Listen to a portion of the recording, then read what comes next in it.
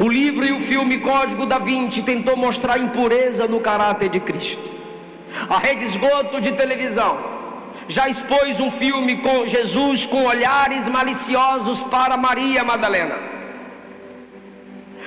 Porta dos Fundos, programa maligno, já quis colocar Jesus se apaixonando por João, o apóstolo do amor que deitava no seu peito.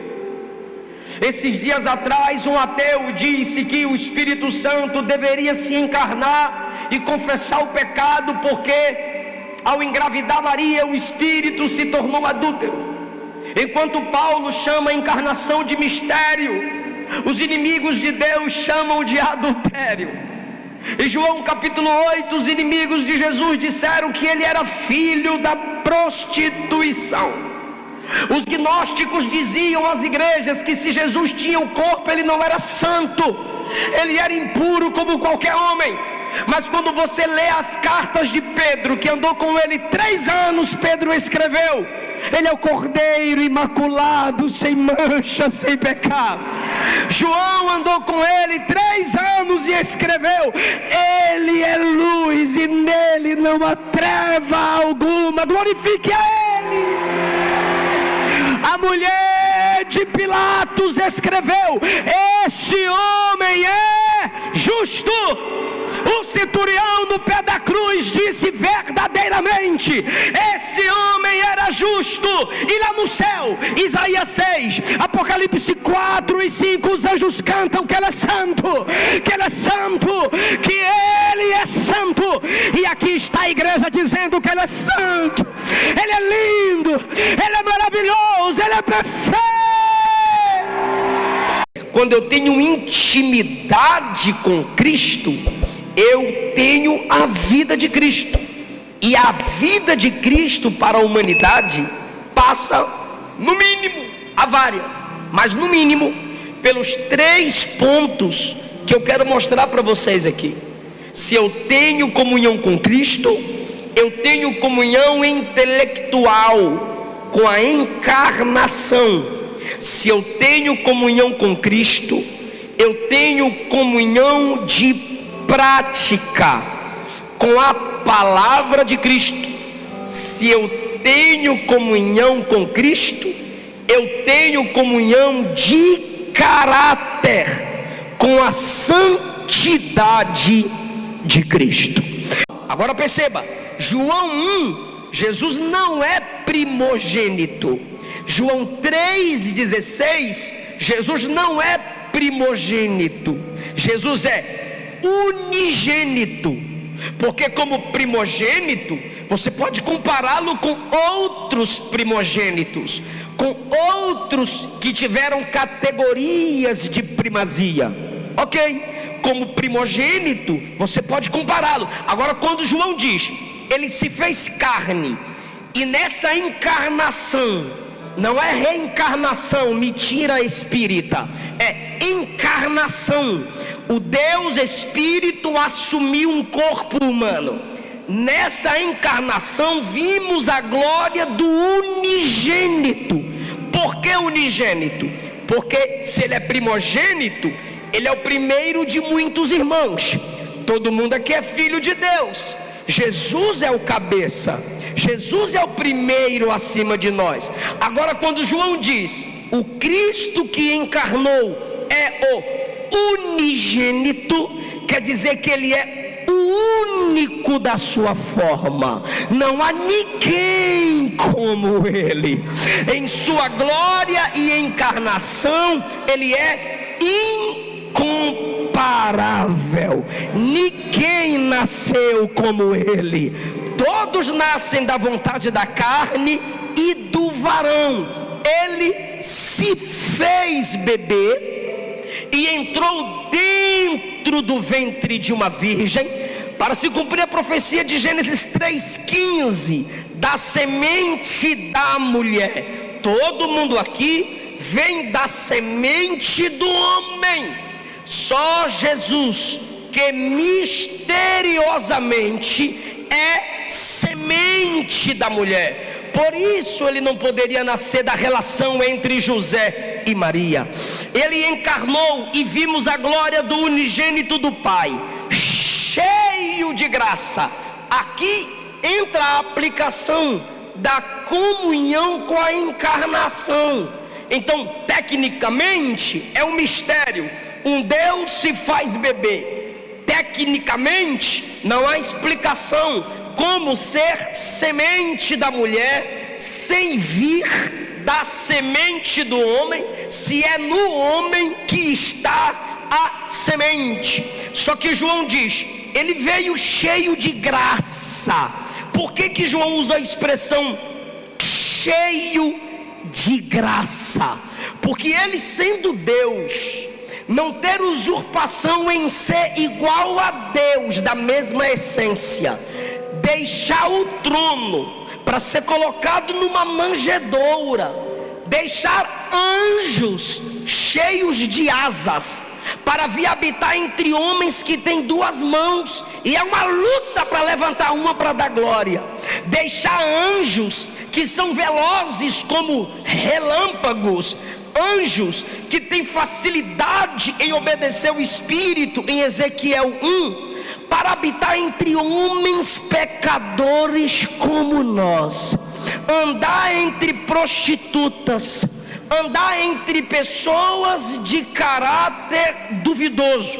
Por isso João diz, ele veio cheio de graça, porque ele andou entre os pecadores. Aí alguém diz assim, tá vendo? Então a gente tem que ter comunhão com os pecadores. Não, a Bíblia não manda ter comunhão com o pecador. Por isso João continua, ele veio cheio de graça e de verdade, porque na graça ele entra no meio do pecador, e com a verdade ele tira o pecador da vida de pecado. Com a graça ele está entre os homens sujos, mas com a verdade ele mostra a pureza para esses homens. Santidade de Cristo é assim, graça para atrair, verdade para libertar. Jesus andava com o pecador, mas nunca se tornou sujo como nenhum deles. Para nós, a doutrina é paz com todos, comunhão só com o santo. Jesus encarnando, estando entre nós, é mistério. Então, olha o que Paulo disse, 1 Timóteo 3,16: sem dúvida, o mistério é grande. Aquele que foi manifestado na carne, justificado em espírito, visto pelos anjos, pregado entre os gentios, crido no mundo, recebido na glória. Veja que Paulo mostra em um versículo toda a trajetória de Cristo Jesus. Só que ele diz que é mistério, manifestado na carne, corpo humano, visto pelos anjos. Porque para os anjos ele era um mistério, ele não tinha o corpo com o qual se manifestou. Os anjos o viram, os anjos o reconheceram, os anjos, alguns até se assustaram. Lembra quando ele chega no céu, no Salmo 24, os anjos que o viram cantam quando ele entra no céu: levantai, ó portas, vossas cabeças, e entrará o Rei da Glória. Os anjos de dentro, que ainda não conhecia aquele Cristo que os anjos de fora o acompanharam na terra conheciam, perguntaram: quem é esse Rei da Glória? Os anjos que o conheciam responderam: o Senhor poderoso na batalha, Ele é o Rei da Glória. Que batalha foi essa? A batalha da cruz. Ele venceu na cruz, ele venceu a morte, ele venceu o inferno, ele venceu o mundo. Pastor, você pergunta, onde eu entro nisso? Olha essa história, Lucas 2:9. O anjo do Senhor veio sobre uns pastores que estavam cuidando de ovelhas. Presta bem atenção nisso. E quando o anjo do Senhor veio sobre eles, enquanto eles cuidavam das ovelhas, a glória de Deus cercou os pastores, assustados com o anjo. Agora vem comigo, por gentileza, diga: a glória de Deus cercou os pastores. Vamos usar a linguagem bíblica, diga: eles ficaram envoltos em glória. Ok? Lucas 2:9, o anjo aparece, a glória o cerca. Quando eles ficam envoltos em glória, a Bíblia diz que eles ficaram com medo. Aí o anjo olha e diz assim: não tenham medo, pois vos nasceu hoje um Salvador, que é Cristo. Olha o versículo 12, olha o que o anjo diz: e isto vos será o sinal de que vocês vão achar o menino Salvador. Imagine o pastor perguntando: qual o sinal? E o sinal é: ele estará envolto em panos. Interessante, os pastores, homens simples no campo, envoltos em glória, condição que Jesus tinha antes da encarnação. Pastores agora no chão, cercados de glória, e Jesus, o Deus encarnado, o Deus que se fez bebê, envolto em panos comuns, papai, mamãe, pobres. Esse é o mistério da encarnação. O Deus rico, Deus dono de toda a glória, vestido de pano simples, cercado por animais. Os pastores, homens simples, pecadores e falhos, cercados pela glória. Ali já tem a seguinte mensagem: a encarnação de Jesus é isso. Eu assumi sua condição humana, eu assumi sua fragilidade, eu tomei para mim suas tentações, eu tomei para mim suas dores, eu tomei para mim sua falibilidade. E quando você tem comunhão comigo, minha glória é transferida a você, a minha salvação é transferida a você. Isso é comunhão com a encarnação. Eu saber que Deus não quis distância. Por isso que quando Mateus diz no capítulo 1 do evangelho que leva seu nome, que o anjo falou com José para não desprezar Maria, Mateus mesmo conta a história da encarnação do verbo, do nascimento de Jesus, e ele mesmo aplica. Olha para cá, por favor. Eu disse que seria técnico, mas depois eu aplicaria. Mateus conta a história da família escolhida de onde Jesus veio, para mostrar que ele encarnou entre nós. Quando ele conta a história da gravidez e nascimento, aí ele aplica.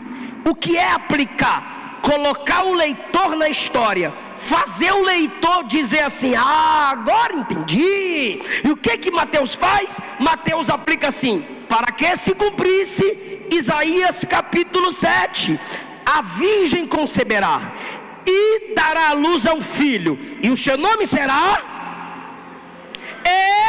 Emanuel, que significa Deus conosco. O que Mateus está dizendo é: ele encarnou para dizer que ele não nos abandona. Ele encarnou para dizer que ele não odeia o ser humano, que ele ama tanto o ser humano, que ele se fez igual aos homens. Sabe como é que eu sei que você tem intimidade com a encarnação? É quando eu olho para você e não vejo você querendo se angelicalizar. É quando você olha para o crente e você percebe que ele é humano, dependente da graça de Deus. Sabe aqueles crentes que sobem para o monte, aí ora 30 dias no monte, aí desce do monte, alguém pergunta: são que horas, irmão? 11 remeneveia. Irmão, fala para mim, qual o segredo do seu ministério? Ih, varão, tu tem que descer muito. Ih, varão, tu tá por fora, tu tá no nível abaixo. Não, enquanto Deus se fez homem, tem gente querendo ser anjo. Enquanto Deus se fez humano, tem gente querendo passar uma imagem de que é máquina. Olhe para o Getsemane. Jesus está no Getsemane. Pedro pega a espada para defender Jesus. Aí dá uma olhada para o camarada e diz: tome aqui, cadê Jesus? Ó. Claro que ele não queria acertar a orelha. Ele não é espadachim, ele é pescador. O camarada tentou desviar, fere a orelha do camarada. Jesus olhou para ele e falou bem assim: guarda a espada, eu tenho acesso a 12 legiões de anjos. Guarda a espada, eu tenho acesso a 12 legiões de anjos. 12 legiões, na linguagem romana, é só você multiplicar 6.000 por 12. Eu tenho acesso a 12 legiões de anjos. Vou perguntar para a igreja: quantas legiões Jesus tinha acesso? Para de graça, quantas legiões Jesus tinha acesso? Ele tinha acesso a 12 legiões de anjos, mas ele disse: eu prefiro 12 homens.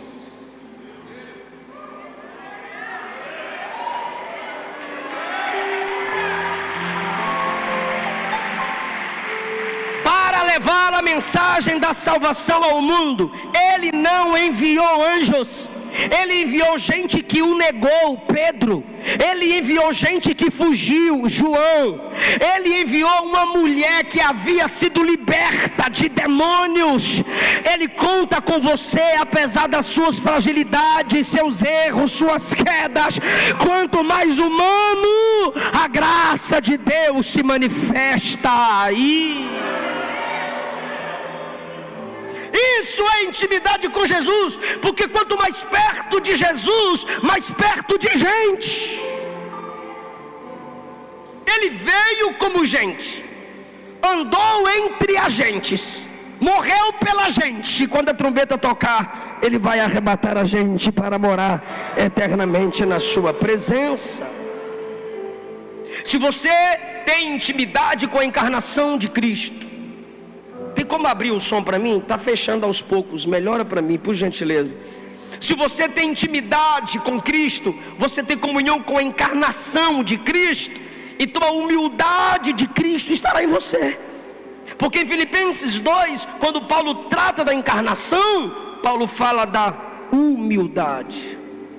Qualquer soberba em mim é o veneno da serpente em mim.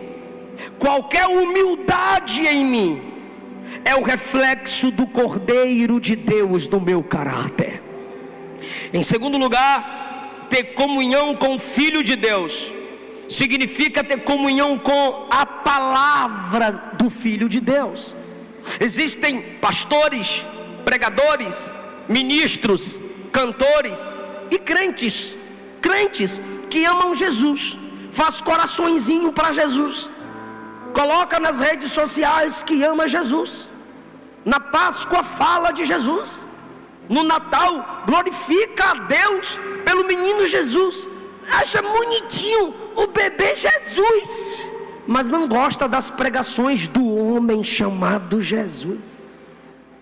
Você gosta de historinhas do Antigo Testamento que te prometa a bênção, que te prometa a porta aberta. O mar vai abrir, Moisés, porque o cajado está na tua mão. E você levanta a mão assim, ó: eu tenho o meu cajado, eu vou abrir esse mar. Ei, Elias, o fogo vai cair, você vai matar seus inimigos, Elias, porque quem te viu na prova e não te ajudou, quando te ver na bênção você vai se arrepender, porque você vai brilhar, eles vão se apagar. Eita, eu sou Elias. Ei, Davi, você vai derrubar esse gigante, viu, Davi? Ei, Davi, o gigante cai e você diz: eu sou Davi, eu derrubo mesmo. Mas quando fala sobre as pregações de Jesus, quando abre o texto para falar o que Jesus disse, incomoda. É perigoso certas igrejas esvaziarem se mostrarmos as pregações de Jesus para elas. Não é cristocentrismo pregar milagres que Jesus operou. Jesus fez cego ver, sim. Jesus fez mudo falar, que legal, abre a boca e dê glória, porque ele faz mudo falar. Jesus fez morto ressuscitar, que legal, prega para os ímpios, que ele vai dar vida para os ímpios. Olha que coisa linda, toca pela fé na orla dele, que ele está aqui e você vai ser curado. Isso é cristocentrismo limitado, isso é cristocentrismo interesseiro. só prega os milagres que Jesus fez. Eu não sou sensacionista, eu sou pentecostal, mas deixa eu lhe dizer uma coisa à luz da Bíblia Sagrada: nem todos os milagres que Jesus fez se repetirão da mesma forma que ele fez. Mas pastor, Jesus disse que nós faríamos obras maiores. Ele não disse em essência, ele disse em quantidade ou alcance, porque a sua quantidade de tempo foi 33 anos aqui, e o alcance, ele trabalhou ali na Palestina. Não em essência, ninguém aqui faz nada maior ou melhor em essência do que Jesus fez. Agora, o alcance maior nós temos. Talvez esse ministério tenha mais pessoas alcançadas pela mensagem do que o que Jesus alcançou no seu ministério de 3 anos. Foi isso que ele disse: faríamos obras maiores em alcance. Só que a gente pega as obras de Jesus para ficar fazendo promessas falsas ou tomar posse de promessas falsas. Mas quando vamos analisar as palavras de Jesus, aí ele nos humilha, ele nos quebranta, ele nos envergonha. Há vários pregadores aqui, e os senhores sabem que é difícil fazer uma exegese correta das pregações de Jesus. Tem textos nas pregações de Jesus que a gente pula. Vou nem tocar nesse assunto, vai me queimar, vai entristecer a igreja. E essa geraçãozinha Nutella, que Jesus é amor, Jesus é amor. Deixa eu te dar um recado: o pregador que mais pregou sobre inferno foi Jesus de Nazaré. É melhor, disse Jesus, você entrar na vida faltando um membro do teu corpo. Então, se teu olho te faz pecar, arranca. Se tua mão te faz pecar, arranca. Se teu pé te faz pecar, arranca. É melhor entrar na vida faltando um membro do corpo do que ir para o inferno com o corpo inteiro. Sabe quem disse isso? O amor, Jesus. Sabe outra coisa, o que o amor disse? Não tenha medo do homem que só pode matar o seu corpo, mas tenha medo de Deus, que mata o corpo e destrói a alma no inferno. Sabe quem disse isso? O amor. Sabe o que Jesus disse? Quem amar pai, mãe, irmãos, irmãs acima de mim, não é digno de mim. Enquanto a gente fica atrás de gente rica, mais vale o envelope ou a mão no bolso do que o caráter. Jesus olhou para um jovem rico e disse: me segue. Ele disse: eu não vou abrir mão da minha riqueza para te seguir. Jesus olhou e disse: é mais fácil um camelo passar no fundo da agulha do que você entrar no meu reino. E não adianta inventar que era camelo entrando no buraco em Jerusalém. Mentira, não tem base histórica para isso. O que Jesus estava dizendo era: sem renúncia você não entra no meu reino. Sem renúncia você não entra no meu evangelho. Ai, Jesus não envergonha ninguém. Foi ele que olhou para Pedro e disse: para trás de mim, Satanás.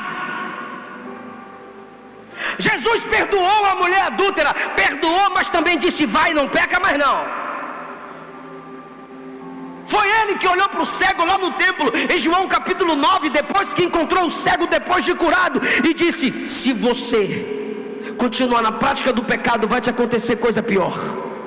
João capítulo 5, depois que cura o paralítico, ele vai ao homem e o exorta a não viver na prática do pecado. Que Jesus é esse que essa geração conhece? Judas pensou que ia continuar enganando o colégio apostólico. E agora? É que Jesus disse: um dentre vós vai me trair. E Pedro, que era arretado, estava do outro lado da mesa. João estava do lado de Jesus, colocou a cabeça bem aqui. Aí Pedro pergunta: quem é logo aí, rapaz? Aí João olha para Jesus e pergunta: quem é, Senhor? Aí Judas vai estendendo a mão para colocar a mão no prato: quem é, mestre? Aí Jesus diz: aquele que põe a mão comigo no prato, esse é o que me trai, pois é o diabo entre nós. As pregações de Jesus sobre família, as pregações de Jesus sobre o reino, as pregações de Jesus sobre o inferno. Se você ama Jesus, você ama as pregações de Jesus. Se você despreza as pregações de Jesus, você não tem comunhão com as palavras de Cristo, nem com Cristo da palavra. Se você ama Cristo, você vai amar o que Cristo disse. Mateus capítulos 5 a 7, Jesus ensina sobre verdadeira felicidade, verdadeira religião e a prioridade do reino. E quais são as prioridades em Mateus 5 a 7? Mateus 5, primeiro se reconcilia com teu irmão. Mateus 6, primeiro busca meu reino, e estas coisas, não é todas as coisas, são estas coisas, vos serão acrescentadas. Quais são estas coisas? Comer, beber e vestir. Mateus capítulo 7, qual é a prioridade? Primeiro, tira a trave do teu olho, para jogar o cisco no olho do teu irmão. Ele não está mandando parar de julgar, ele está falando, julgue quando você não comete no secreto o pecado que você denuncia no outro publicamente. Se você tem comunhão com Cristo, você terá prazer nas palavras de Cristo. João 6:68, Jesus pregou um sermão duro, e o texto diz, muitos discípulos o abandonavam. Ele olhou para os seus mais achegados e perguntou, vocês também não vão me deixar não? Aproveita e desvia, já que a multidão está desviando. Pedro olhou para Jesus e disse, para quem iremos nós? Só tu tens a palavra de vida eterna. Pedro não disse para onde iremos nós, Pedro disse para quem. Se Pedro dissesse para onde iremos nós, ele estaria dizendo, Senhor, não há lugar nenhum melhor que a tua presença. Mas ele não disse isso, ele disse, para quem iremos nós? Só tu tens a palavra de vida eterna. O que ele estava dizendo é, não há ninguém que fale do jeito que o Senhor fala, não há ninguém que tenha uma palavra tão poderosa quanto a tua.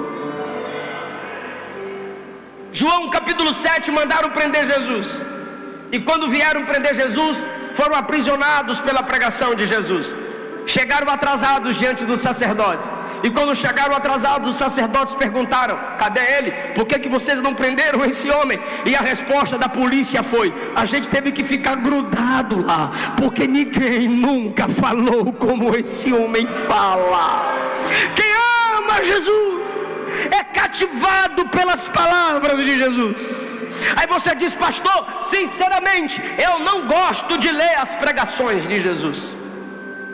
João 12:48, quem me rejeita não recebe as minhas palavras, mas a própria palavra que eu falo, essa vai julgar aqueles que me rejeitam no último dia. A palavra de Cristo que você rejeita hoje, vai ser a base pela qual Cristo vai te julgar no dia do juízo final. João 14:24, Jesus disse, todo aquele que não me ama, não terá prazer em obedecer às minhas palavras.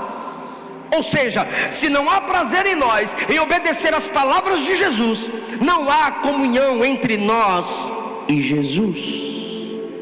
A pesquisa de qualquer cientista termina na mente, termina no corpo. Qualquer patologista vai no máximo dissecar o corpo do ser humano. Qualquer pesquisador vai no máximo no túmulo do ser humano. Só as palavras de Jesus falam sobre sua mente, sua alma, seu espírito, seu corpo, e fala sobre onde você vai passar a eternidade. Trata de guardar as palavras de Jesus. Comece hoje a entender que as palavras de Jesus é muito mais do que a parte vermelha do Novo Testamento. As palavras de Jesus são espírito e vida. Talvez você esteja morrendo espiritualmente porque você não estuda as palavras de Jesus, porque você não gosta de ser confrontada, não gosta de ser confrontado com as palavras de Jesus. Ele não era um homem comum falando a outros homens sobre Deus. Ele era Deus entre os homens, falando sobre si, pois ele é um com o Pai. Por isso sua palavra é tão poderosa, por isso sua palavra é transformadora. Por que os doentes eram curados? Porque eles confiavam na palavra de Jesus. Quando Jesus dizia vê, o cara acreditava na palavra que ele estava ouvindo, vê, e a palavra que ele acreditava dava a ele capacidade para enxergar. Se você quer santidade, se você quer transformação, se você quer mudança de vida, leia as palavras de Cristo. Pastor, não sei ler, coloca no YouTube YouTube, na voz de Cid Moreira. E lá você escuta o Novo Testamento, lá você escuta as palavras de Jesus, memoriza, canta, prega, fala sobre ela, deixa entrar na sua alma, deixa entrar na sua mente. As palavras de Jesus são espírito e vida. Qualquer pastor que quiser testar a saúde do caráter de sua igreja, é só começar a pregar as palavras de Jesus nela. Último lugar, fomos chamados para a comunhão de seu Filho Jesus.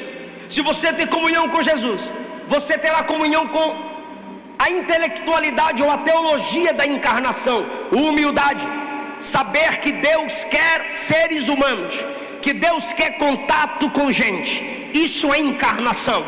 Segundo, se você tem comunhão com Jesus, você vai amar as palavras dele. Eu não tenho como ter comunhão com você e não gostar de ouvir você. Se eu tenho comunhão com a minha esposa, eu escuto as palavras dela. Se ela tem comunhão comigo, ela escuta as minhas palavras. Nós valorizamos a palavra do outro. Então, onde há comunhão, também há valorização das expressividades. Terceiro lugar, se eu tenho comunhão com Cristo, eu serei atraído para a sua santidade. Quem tem comunhão com Jesus, tem também comunhão com a sua santidade. Se não, preste atenção, Marcos capítulo 9, versículo 2.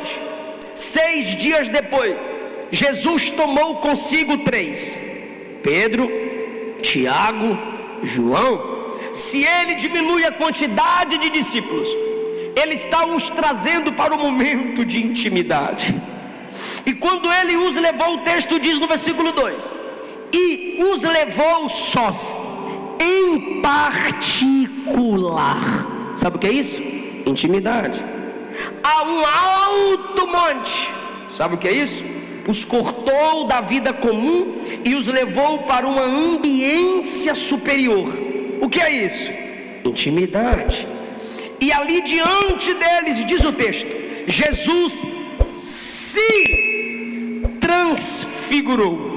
Transfigurar-se significa mostrar o que é por dentro, mostrar a interioridade através de uma transformação externa.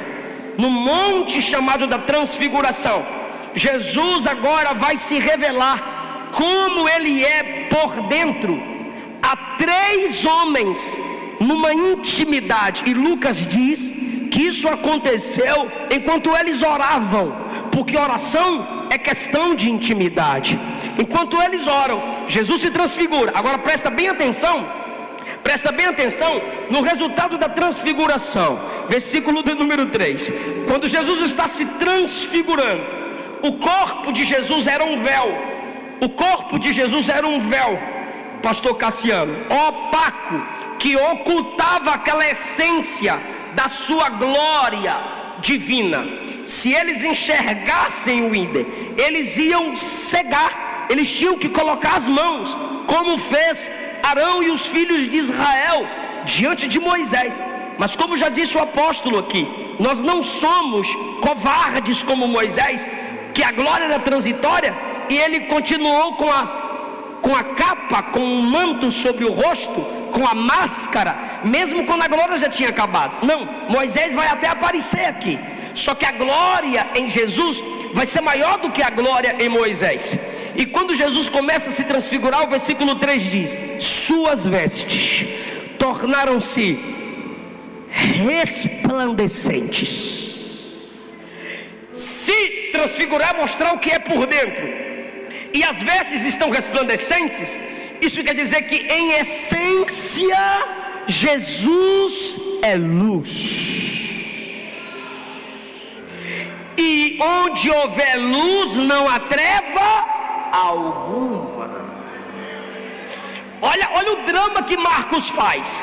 Se transfigurou e as vestes ficaram resplandecentes. Aí você diz: ah, entendi, ele é luz. Aí Marcos continua: extremamente brancas. Aí você diz: opa, então as vestes ficaram brancas, ele é puro. Aí Marcos continua: tão brancas como a neve. Marcos está procurando palavras para mostrar a pureza de Cristo. Aí você diz: branquinhas, alvinhas como a neve. Aí Marcos diz: de tal modo que nenhum lavadeiro sobre a terra conseguiria deixar vestes tão brancas, tão puras, tão limpas como aquelas. O que Jesus estava dizendo aos discípulos na comunhão é: eu sou santo, eu sou perfeito,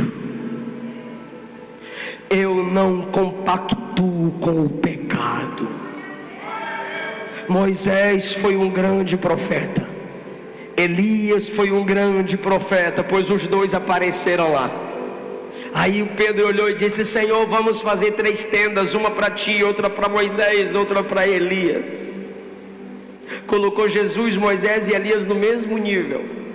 O pai desceu no monte e disse: o meu filho amado é esse aqui. Aí Moisés e Elias desaparecem. Só ele é santo, santo, santo. O livro e o filme Código da Vinci tentou mostrar a impureza no caráter de Cristo. A Rede Esgoto de televisão já expôs um filme com Jesus com olhares maliciosos para Maria Madalena. Porta dos Fundos, programa maligno, já quis colocar Jesus se apaixonando por João, o apóstolo do amor que deitava no seu peito. Esses dias atrás um ateu disse que o Espírito Santo deveria se encarnar e confessar o pecado, porque ao engravidar Maria o Espírito se tornou adúltero. Enquanto Paulo chama a encarnação de mistério, os inimigos de Deus chamam de adultério. Em João capítulo 8, os inimigos de Jesus disseram que ele era filho da prostituição. Os gnósticos diziam às igrejas que se Jesus tinha o corpo, ele não era santo, ele era impuro como qualquer homem. Mas quando você lê as cartas de Pedro, que andou com ele 3 anos, Pedro escreveu: ele é o cordeiro imaculado, sem mancha, sem pecado. João andou com ele 3 anos e escreveu: ele é luz e nele não há treva alguma, glorifique a ele. A mulher de Pilatos escreveu: este homem é justo. O centurião no pé da cruz disse: verdadeiramente esse homem era justo. E lá no céu, Isaías 6, Apocalipse 4 e 5, os anjos cantam que ele é santo, que ele é santo, que ele é santo. E aqui está a igreja dizendo que ele é santo, ele é lindo, ele é maravilhoso, ele é perfeito. É o Senhor Deus poderoso. Diga isso. Digno de louvor. Diga isso. Digno de louvor. O que é que ele é? Tu és santo.